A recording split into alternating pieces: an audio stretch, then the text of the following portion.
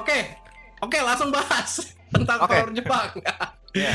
Nah, jadi sebagai kita kan sebagai apa ya, orang yang dekat dengan Japanese pop culture gitu ya, atau mungkin orang-orang di luar yang ngikutin kayak Japanese pop culture juga mungkin pernah terpapar lah dengan cerita-cerita horor dari Jepang gitu, mungkin dari let's say film gitu kan, kayak Ju-on, terus kayak apa sih The Ring, One Is Call gitu kan, terus atau mungkin dari cerita-cerita di internet lah segala macam. Nah, cuman yang gue lihat nih, Jepang nih ini ya, maksudnya negara yang lumayan unik gitu di satu sisi gitu, karena kayak kita ngelihat gitu, kayak Jepang tahun ini dia udah bisa bikin kayak apa full mechanical statue gitu, kayak RX-78 bisa gerak Gundam gitu bisa kan, gerak kayak gitu ya. bener-bener bisa gerak gitu. Terus kayak ya negaranya canggih banget, apa aja bisa ada di vending machine gitu kan. Hashtag Tapi, Jepang canggih ya. hashtag Jepang canggih gitu. Walaupun ya intinya dekat dengan teknologi lah. Walaupun teknologinya mungkin teknologi dari tahun berapa di beberapa sektor ya. Kita ya, betul. Tapi Jepang adalah negara yang identik dengan teknologi powerhouse gitu kan. Ya. Tapi ternyata di Jepang sendiri ini tuh kayak masih gitu percaya sama cerita-cerita hantu gitu ya, atau cerita-cerita ya let's say tahayul ya, let's call it tahayul gitu. Bener. Atau bahkan kayak cerita-cerita urban legend di modernnya pun ternyata cukup banyak gitu. Nah, ini kalau gue pribadi tuh kayak ngelihat yang lumayan menarik tuh Jepang, terutama dari sisi ini ya, kayak apa, hantu-hantunya gitu, si yokai-yokainya itu mungkin again sotoy si yang profesor ya. Profesor hantu. Mungkin ini terkait apa ya, deket sama kayak kepercayaan animismenya di Jepang gitu ya, yang kayak mereka percaya kalau hampir semua objek itu kayak punya spirit gitu kan. Terus makanya kayak lu bisa nemu ada yokai bentuknya di apa ya, ditunjukinnya itu bentuknya payung gitu kan. Payung ya. Kayak payung gitu, terus kayak yokai yang kayak diemnya di rumah gitu, kayak bersih rumah, basically kayak vacuum cleaner gitu sih yokainya gitu ya. Nah terus dari situ terus gue ngeliat ada kayak semacam evolusi ke cerita-cerita let's say urban legend yang lebih modernnya gitu ya. Modern dalam arti kayak 80-an 90-an lah. Itu mulai ada cerita kayak Kuchisake Onna, terus kayak teke-teke. Pada tahu nggak apa yang gua Kuchisake Onna tuh ini loh? Gue sih tahu sih, Gue tahu sih. Nah, silakan Iqbal ceritain. Gue yang nggak tahu. Iqbal ceritain. Kuchisake Onna itu ini kalau Itu gua nggak salah googling. ya, kalau gua nggak salah itu apa, slit-mouthed woman, atau ya intinya bahasa Indonesia. Aduh, apa ya bahasa Indonesianya ya? Wanita dengan mulut yang sobek. Wanita mulut sobek. Ya. Bermulut sobek gitu ya.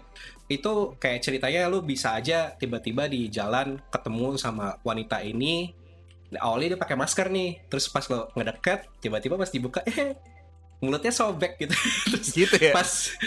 Terus ntar lo ditanya sama si wanita ini kayak, lo menurut lo gue cakep apa enggak gitu. Terus kalau lo ketakutan terus lo bilang nggak cakep, katanya nih urban legend ya, lo bakal digunting mulut lo sama si wanita ini gitu. Ya, gitu kan. Itu satu. Terus yang teke-teke tuh, teke-teke ini lumayan ini sih, kayak urban legendnya tuh lumayan tragis sih. Jadi teke-teke itu kayak apa ya, kayak semacam makhluk gitu ya. Makhluk kayak bentuknya cewek. Nah, bentuknya cewek yang intinya cuman setengah badannya gitu. Kayak dia ngerangkak cuman badan atasnya doang, nggak ada kakinya gitu. Nah itu katanya, legendanya itu terjadi karena ada satu orang yang itu kecelakaan gitu. Biasanya settingnya itu selalu ketabrak kereta atau ketabrak mobil. Kelindes kereta. Ya kelindes kereta, tapi dia nggak langsung mati gitu. Jadi dia sempat ngerangkak nyari kakinya dia, baru dia mati. Makanya jadi arwah penasaran yang akhirnya inilah gitu, akhirnya nyari lah gitu. Terus katanya kalau ketemu orang normal, kalau lo ketangkep, lo bakal dijadiin kayak dia gitu. Hmm. Tapi- Omong-omong Oh, ini- Bal, omong-omong Bal, lu tahu Hmm. nggak Bal, kenapa cerita horor Jepang itu rata-rata kalau yang kecelakaan tuh ketabrak kereta? Gitu. Nah, Lu tahu nggak kenapa? gimana? Lu tahu nggak kenapa? Kenapa? Jadi soalnya Bal, kalau ketabrak truk jadinya kayak isekai bukan jadi horor. Anjir. Ini gue tadi mau ngeluarin Ini jokes Konosuba, yang dulu ini sama dia. Konosuba. Betul sekali. Betul sekali. Gue tadi Eh, sebenarnya Gue tuh expect-nya pengen, tuh, ya gimana? nggak, gue pengen komen tadi, gue kira ketabrak Gojek gitu kan, Gokar gitu kan. Nggak ada di sana kan gitu Gojek tuh. Ya sudah lah. Gue expect-nya jawaban yang serius sih tadi, karena mungkin kasus kecelakaan kereta di Jepang itu dulu sempat Iya, tinggi kan siapa gitu, tahu lo, atau ya, apa. lo megang data statistiknya gitu Nggak kan. sih, tapi, siapa tahu. tapi most probably emang karena itu sih, karena di Jepang bisa. metode apa namanya transportasi yang banyaknya itu kan kereta, dan emang kejadian orang meninggal di apa Ya, di, Di rel. di rel Di itu rel. lumayan banyak gitu di Jepang. Jadi emang Betul. prevalent sih. terus sama Di sini juga soalnya banyak. ini, Dir. nah itu di ntar kita bahas ya, kayak ada kemiripannya gitu sama horornya di Indonesia gitu ya. Cuman yang menarik nih yang soal si Kuchisake Onna juga gitu ya. Itu tuh dia tuh sempat jadi ini loh. Itu kan sebenarnya urban legend doang. Tapi itu tuh sempat ngebikin kayak mass hysteria gitu, kayak di Jepangnya sendiri gitu. Oh, sempat kayak gitu ya? Iya, sempat sempat kayak bikin gitu, panik gitu. sempat kayak gitu. Itu di sekitar 80-an 90-an lah, gue lupa persis gitu ya periodenya kapan. Soalnya itu tuh sempat gimana ya, gue nggak tahu yang mana yang menyebabkan yang mana, atau kayak itu cuman sekedar kebetulan aja ya gitu. Di periode yang sama ya, Jepang tuh sempat ngalamin kayak di beberapa periode itu tuh sempat banyak kayak freak crime gitu loh, kayak serial killer, terus kayak orang yang tiba-tiba diculik, terus ternyata ketemu udah ini gitu, udah kepotong-potong gitu, kayak gitu. Jepang tuh sempat ngelewatin masa itulah gitu. Dan kalau kita kontrasin gitu ya, di Jepang yang sekarang gitu ya, Jepang kan salah satu negara yang aman gitu ya, kayak crime rate-nya rendah gitu. Jadi ketika ada kasus-kasus kayak gitu, itu mencolok banget gitu.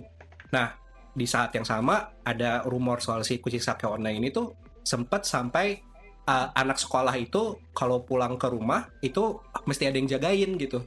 Sampai ada inilah gitu dari pemerintah daerahnya atau apa gitu, kayak polisi tuh sampai disuruh ngeliatin gitu anak-anak pulang sekolah, terus kayak sempat ada curfew gitu, kayak kalau udah di atas jam segini lo nggak boleh keluar rumah lagi segala macem gitu. Ya gitu sih. Kalau yang sepanjang gua tahu sih ya, kalau di Jepang kalau misalnya anak sekolah berarti anak sekolah tuh yang di SMP ke bawah itu emang dari dulu ada curfew-nya. Jam 6 harus sudah pulang. Itu emang dari dulu. Yang benar-benar waktu dulu zaman Kuchisake Onna keluar terus banyak yang heboh itu adalah pada masanya. Jadi Kuchisake Onna itu ada satu kelemahannya. Kan misalnya tadi dibilang lu ngeiyahin itu gitu.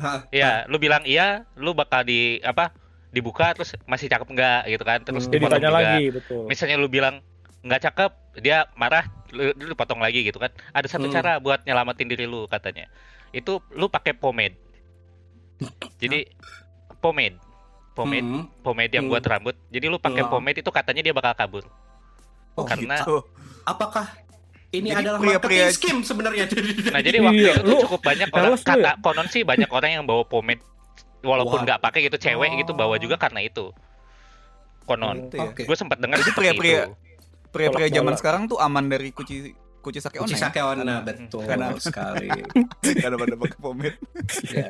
Terus kayak banyak sih kayak cerita-cerita horor kayak urban legendnya atau apa gitu, kayak yang legendaris kan, contohnya ini ya kayak Hanako gitu kan. Hanako, betul. Terus kayak pernah denger ini nggak cerita yang kertas merah kertas biru Iya, iya. Yang di toilet ya. Toilet yang di itu. toilet? Oh, itu Itu gue pas pertama baca, Aduh, gua pas merinding pertama lagi. tahu itu ya.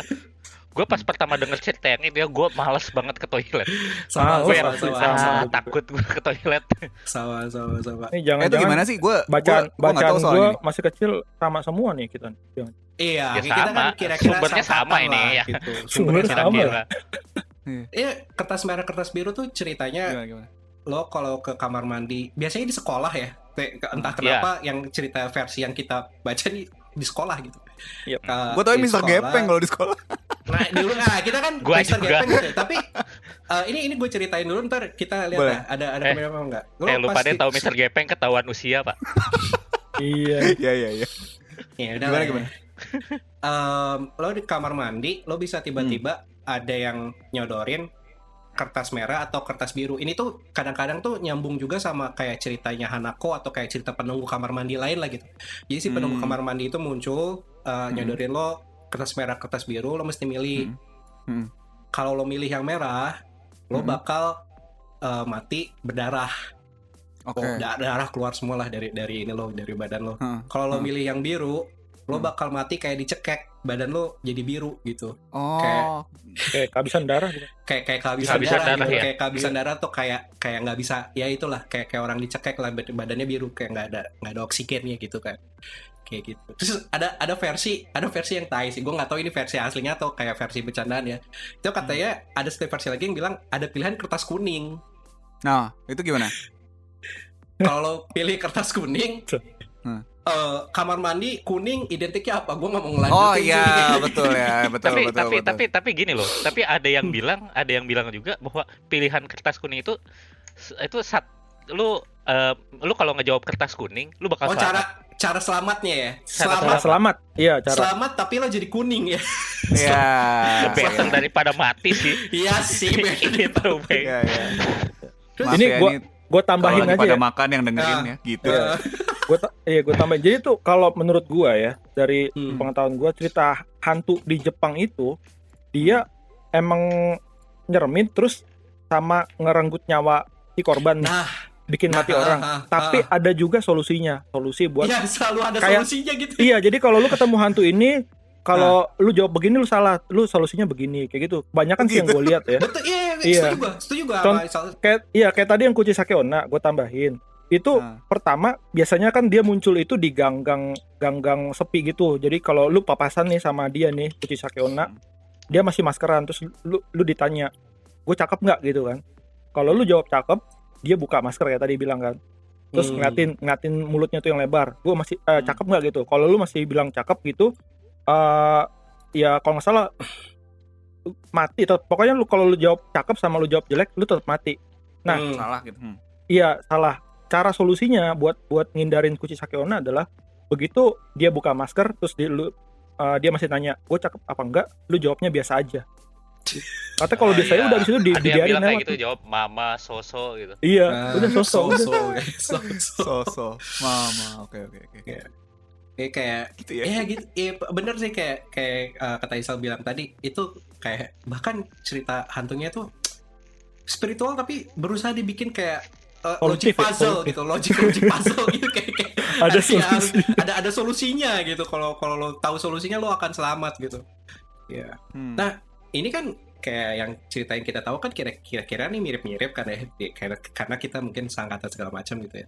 Ini kalau kita di sini nih, gue penasaran sih, kayak pertama kali terpapar sama cerita ini tuh lewat mana sih?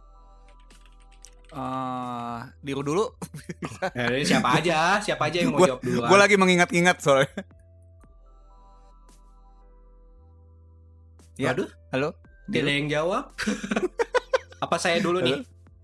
Boleh deh, Iqbal. Ya udah, saya cerita yang dari saya ya. Kalau gue pribadi sih terpaparnya dulu tuh sempat ada rilisan cerita pendek dari Alex atau Gramedia gitu ya.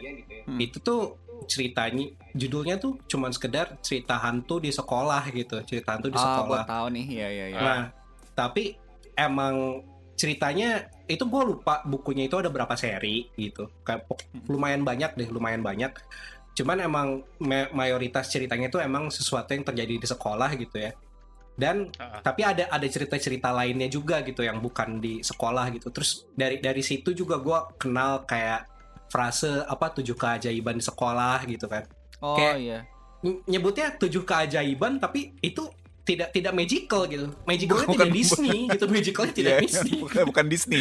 Bukan Disney magicalnya gitu. Kayak contohnya ini sih yang gue inget on top of my head tuh. Kayak kalau naikin tangga sekolah gitu ya.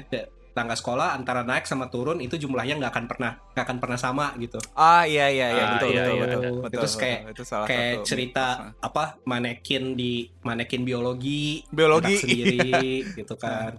Terus ya Hanako kertas merah kertas biru itu biasanya jadi masuk jadi 7 misteri iya, sekolah iya, lah iya. gitu. Terus dari situ ini sih kayak mulai banyak terpapar sama ya film-film juga lah kan film Jepang yang horor juga lumayan ini kan lumayan sempat booming lah gitu.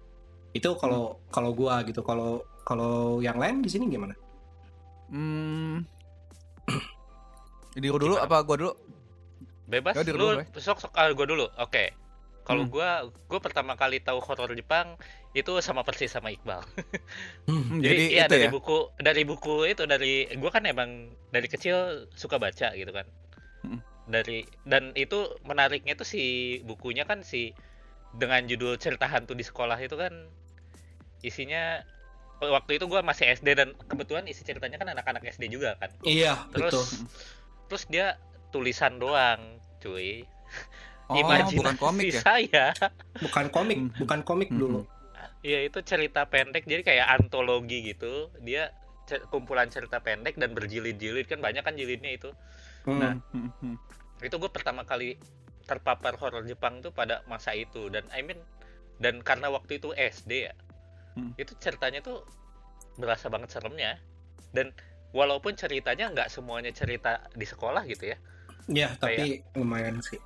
Tapi yang banyak di Most of sekolah. the time ceritanya di sekolah, tapi ada juga cerita yang model-model kayak ada mahasiswa liburan kemana gitu, berempat naik mobil gitu. Iya. Toto lagi di jalan, lagi enak jalan itu kan, lagi di tempat sepi.